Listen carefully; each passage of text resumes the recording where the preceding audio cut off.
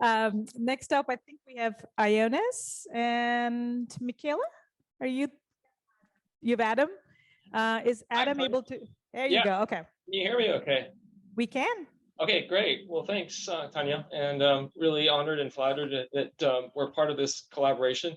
So hi, I'm Adam Mullick, and I'm happy to represent and share the Ionis perspective of the value of this partnership. I would like to mention my colleagues who are on site. That's Michaela Brambati and Jason Duran, which I'm sure a lot of you there have met. If you could move to the next slide. Maybe one back. So Ionis Pharmaceuticals, if you're not aware of us, we're the leader in RNA-targeted therapeutics. We were founded a little over 30 years ago, and it was all really focused on developing a new platform for drug discovery and development, and that's based on RNA-targeted therapeutics.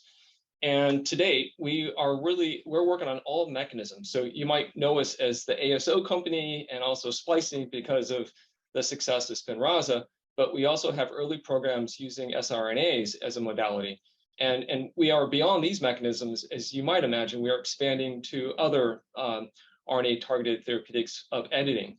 We have 40 active programs in development. Our key therapeutic areas are cardiovascular and neurology. The approved drugs to date, as you see there. And we have a company that's rapidly growing because we've now have expanded our commercial capabilities and are in the process of expanding that quite a bit to help with the launch of a few of our assets. And really to unlock our technology, which is incredibly an efficient pipeline of identifying, validating targets, and then also developing inhibitors, lead compounds to take in the clinic. We really leverage partnerships quite a bit, and these include, of course, academic, clinical, and commercial. And as you see in the next few slides, really the extent of our collaborations in terms of our commercial partners and development partners. So if you can move to the next slide. So this was an interesting analysis that was done where a simple question was asked: what does the cardiovascular pipeline look like at Ionis by number when you look across the entire biopharma industry? And as you can see, remarkably, for a company that has just over 800 employees and a market cap of less, maybe in the 6 to 7 billion, we have 8 programs in cardiovascular development.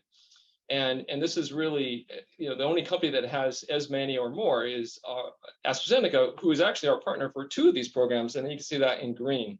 So it's quite a remarkable pipeline, and it really speaks to the efficiency of our process of validating and identifying lead compounds, but it also speaks to the fact that we really rely upon partners to help through this process, because certainly we can't take this many assets in development with a company of our size. So the next slide. This is just more granularity on what the pipeline looks like. And if you look at it, you can see this is just a cardiovascular pipeline, and you can see how much we leverage our partnerships and how important those partnerships are to develop and commercialize some of these assets. And then the next slide. So we were, of course, asked this important question: why is investing in heart failure, specifically heart failure with preserved ejection fraction, important? And what do we see our contributions to this partnership?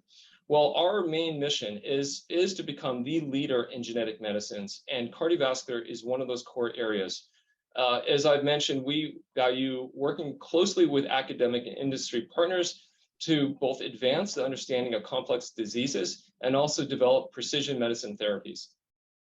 And we span that. In fact, the cardiovascular group, you probably have many of the academics out there. You probably have personally or know colleagues who are using one of our ASOs in a preclinical study investigating a pathway. And we really cherish those partnerships. We supply ASOs at no cost to understand complex diseases, to really understand how best to think about therapies for patients. And so we value partnerships at all levels. Our development and discovery efforts are focused on the development of precision medicine therapies, And as you see right now in our pipeline, we're going after very specific types of heart failure, and we hope to expand this, of course, to a much more additional types of specific cardiomyopathies, and of course, HFpEF. And really, I'd have to say, what I'm really excited about our contributions and where we're going next is, if you look at our pipeline today, the vast majority of our targets are in the liver. And that's, of course, because this is a great organ for us to target, especially with a GalNAc targeted approach. What we're working on today that I'm really excited about is now delivering our drugs to the heart through a very specific pathway.